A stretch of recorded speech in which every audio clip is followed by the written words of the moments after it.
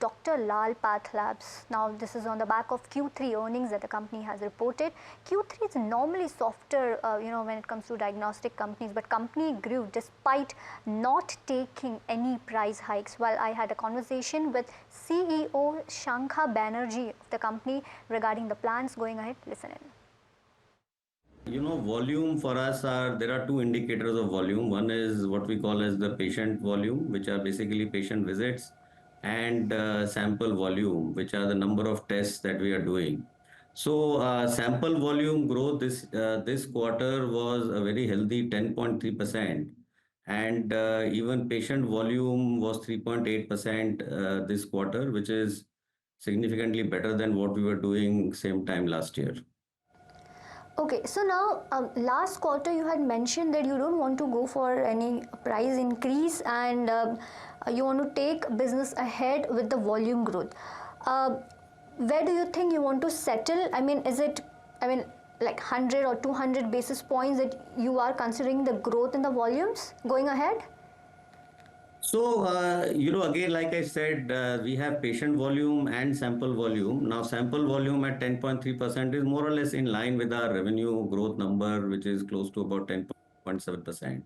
Now, when we look at patient volumes, our YTD patient volume growth for the first three quarters is about 4.4%. So, in the range of about 4.5%. Pre-COVID, we used to have numbers in the range of 7 to 8% in terms of, patient volume growth. I think as a business, we are trying to figure out and track, how do we reach that number as we go ahead. Got it. Also, Mr. Banerjee, talking about the Swasthfit contribution, which contributed, the overall contribution is about 23 to 25% and has remained in that range in the last few quarters. What is the medium-term aspiration that you have set in for this? We are not setting any target specifically on Swasthfit, but what we see as, overall market, the acceptability of bundled packages has been going up year on year. Even this quarter, our Swasthfit, portfolio grew upwards of 27%, which is significantly faster than, the overall business. And that is something which we are seeing quarter on quarter for the last three quarters as well. So the contribution is up versus last year about 2 percentage points. So although we've not set ourselves any specific target on that, but we see that this traction is likely to continue in the near future. Got it. Also, how are the smaller players doing in the industry? Any specific trends that you have observed? I assume that by smaller players, you mean the unorganized sector or? Yes. That's what, okay. So, in our market visits and what we get feedback from our sales teams, etc., I think, for the last year or so, there has been a bit of stability in the market, overall market in terms of pricing and the kind of advertising or marketing spends that were being seen in between. So that stability is seen even with the local players and the unorganized players in the market. So there is a sense of what would I say, with the slightly lower competitive intensity from the online players. I think because they were really impacted quite hard by the online players. So there is a sense of stability in that sector as well. Although we don't see a huge increase in maybe number of new labs that want to come in, but yes, there would be some in the periphery which may still be opening up. But yeah, there is a bit of a stability in that sector as well. Also, Mr. Banerjee, sticking to the competition, last quarter you had mentioned that there was some pressure when it comes to competition from hospitals. Have you seen this competition increasing, or it is in line with your expectations? So, we hadn't said that there is any pressure from hospital. What we continue to say is that, there are certain corporate hospitals who want to enter retail pathology. You see, hospitals always had pathology in-house, so it's nothing new for corporates. We believe that they are trying to come into retail pathology, and we'll obviously need to watch how that business segment evolves for them.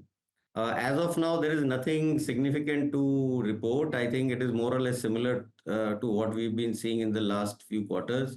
They are obviously still building their retail pathology network, and we continue to watch as to how that segment is emerging.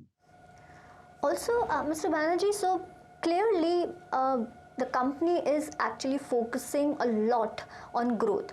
Are there any adjacent areas that you have identified to further, accelerate the current growth? See, the overall, we are primarily in pathology business. I think more than 95% of our revenue comes from pathology.